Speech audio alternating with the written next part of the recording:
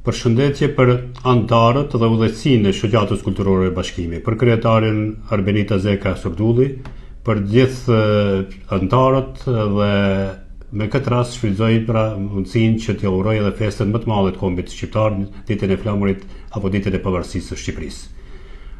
Një shoqatë e tillë e cila është një aset jo vetëm për shqiptarët që jetojnë në Bern dhe në Zvicër, por edhe për shqiptarët këtu në Vendingje, është e domosdoshme që të funksionojë dhe të ketë një bashkëveprim sa më të ngushtë me Vendingjen. Unë kujtoj edhe sot pritjen madhështore që na kanë bënë në vitin 2022, pikërisht në festën e ditës së flamurit, dhe uroj që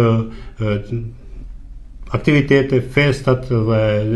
gjithë puna e shoqatës shkojnë dhe të orientohet në bashkëpunim me Vendingjen, por në radhë parë në aktivitete që duhet të sjellë begatshmëri jetës së njerëzve dhe shqiptarëve që jetojnë në ato vende. Pra, uroj që bashkëpunimi jon të thellohet edhe më tepër, uroj që të kenë sukses në punën e vet, dhe uroj që sa më shpesh të kemi në Vendingje.